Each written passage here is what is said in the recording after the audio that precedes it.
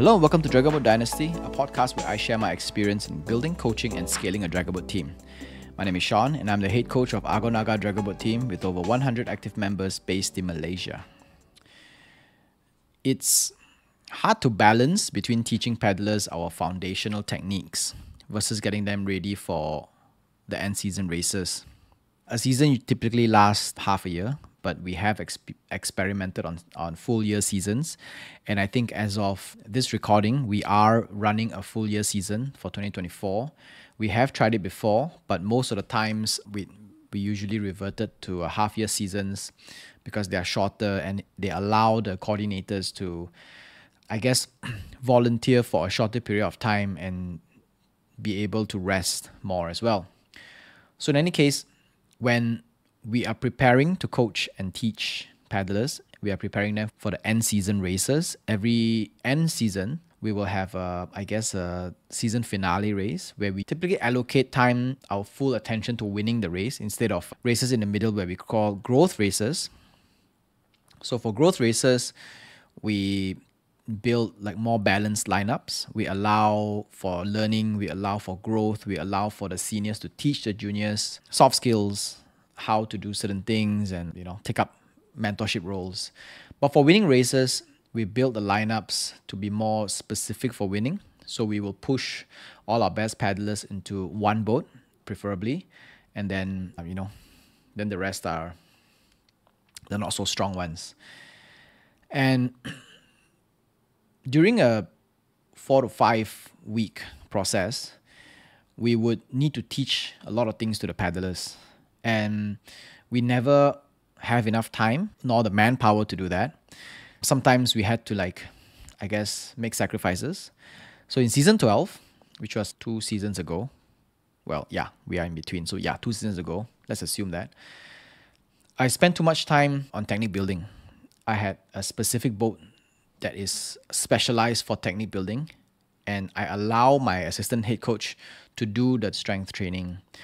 I spent so much time to a point where I forgot to work on the strength and endurance part of the entire team. So I remember one of the paddlers actually came up to me one day and she asked me, Sean, when are you going to come back and run strength endurance drills for the rest of the team? It's almost race time. And I suddenly just woke up from a daze, and I was like, holy crap. Yeah, it's true.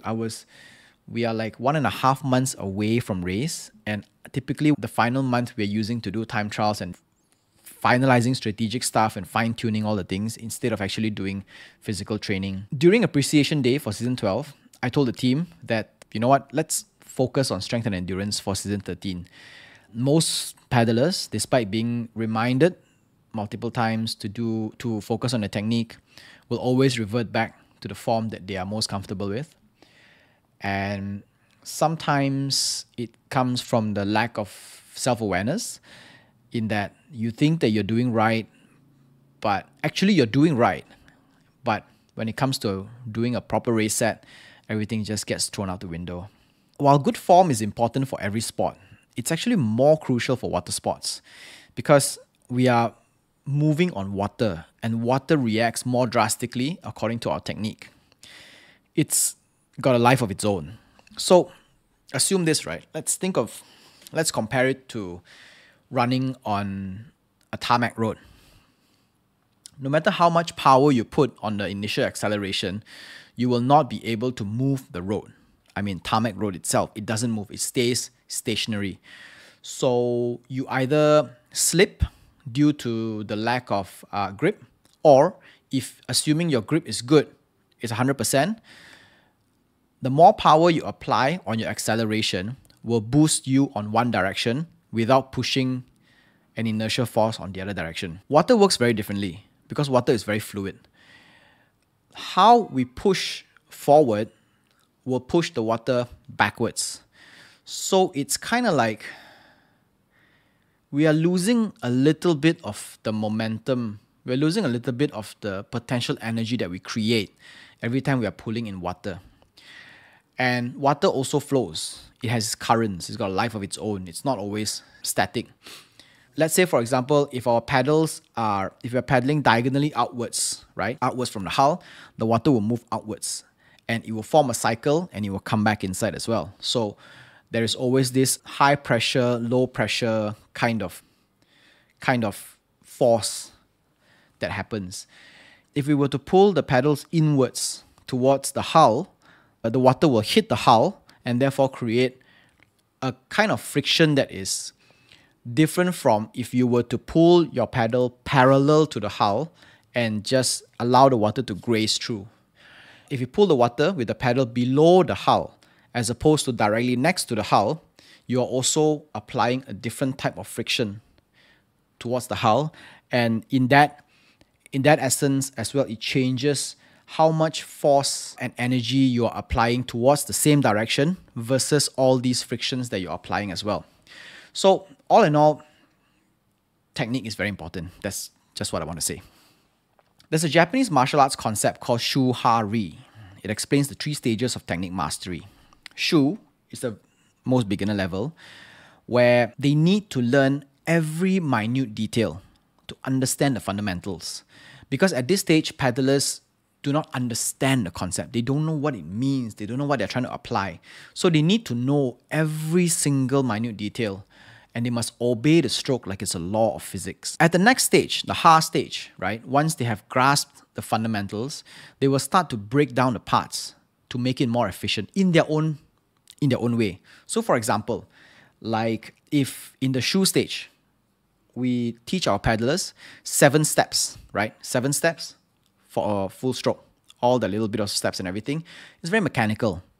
But at the beginner stage, you need to learn it, you need to apply it. And we nitpick on small little things like this at this point because it matters a lot for them to understand why every single component is important.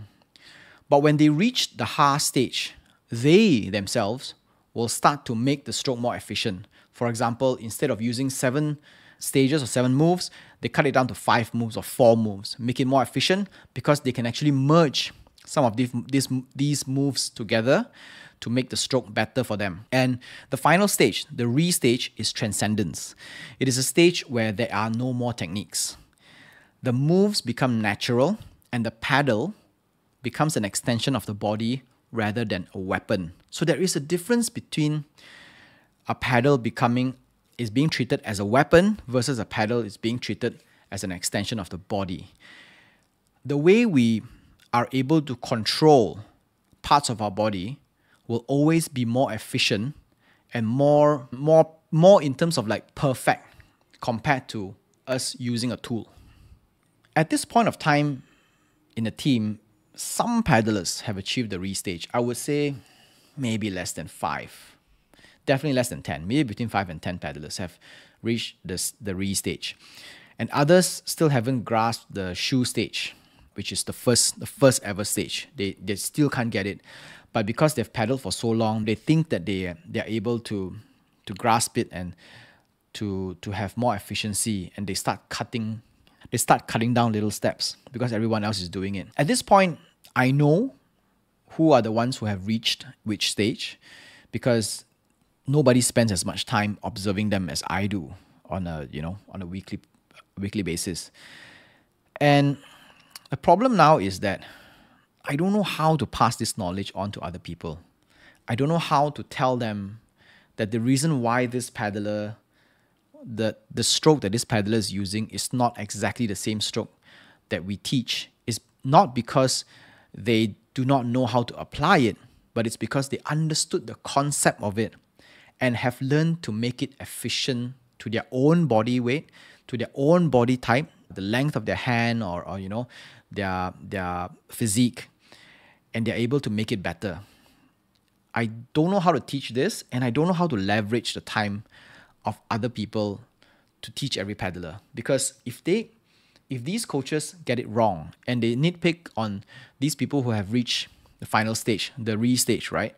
They're wasting time trying to teach people who already know how to use the stroke and how to make it more efficient to backtrack, to work on their fundamentals.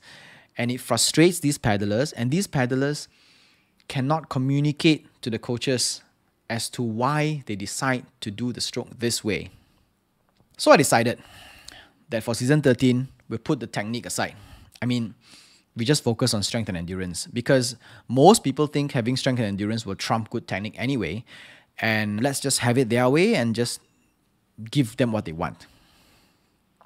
But I do believe that without proper technique as foundation, one will reach a plateau. And once you reach the plateau, the only way forward and upwards is to unlearn everything and relearn everything from the basic. And that is usually the part where people will get frustrated, and there was usually the part where people will leave because they find that they cannot improve anymore. And the only way to improve is to face the fact that they have to relearn everything from scratch. So for the sake of not wasting time, I told them they can use whatever technique they think is best. We just need to get strong. By the end of season 13, which is just a couple of months back, so we got a feedback form going, and most of the people said that we didn't spend enough time on technique. Technique was very bad, and they all wanted more technique training. In essence, did we waste an entire season focusing on the wrong thing? I don't think so. It's one thing for me to know technique is important, but it's another thing for the team to know the technique is important and want more technique training. It's like you can pull the cow to the pond, but you cannot force the cow to drink off of it. What I did essentially was to let them see the importance of technique so that they would come to me and say, Sean, I want technique training. So to a point where in the feedback form, a lot of people were actually asking for more technique training, more one-on-one technique training, more emphasis on technique, all this kind of stuff, which is a good thing.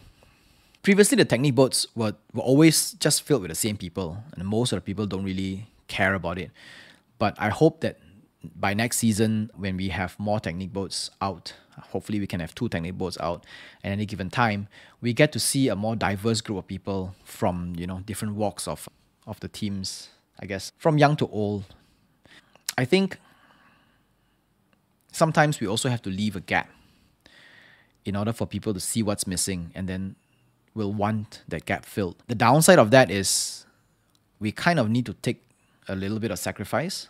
We need to take a fall for a little while. Then people will get hurt, and once they get hurt, then they will see, okay, you know what, we need to do this, and we need to get this sorted, that sorted, and then instead of me harping on the importance of technique, they come and tell me that they need more technique training, and it's a good thing. My struggle now is training up the coaches who can not only teach technique to beginners, but also be able to identify who in the team is in the Ha and Re stages of mastery, so they can continue to motivate and give them space to experiment beyond just the basics. Because if the coaches keep harping on the basics, the fundamentals of the technique to everybody, especially to people who have already mastered it, it creates a little bit of a I guess, friction. And these kind of frictions are not good in the long run, because it does not allow people to experiment on new things and I guess take some risks. All right, so that's all for this week's episode of Dragon Boat Dynasty. It's a bit light and dry, I suppose. You can catch all the episodes of this podcast on YouTube, Spotify, and I don't think there's going to be more because I'm too lazy to link all the other platforms. So go to YouTube, you can see my face. Or go to Spotify if you're driving. That's all. See you in the next one. Ciao.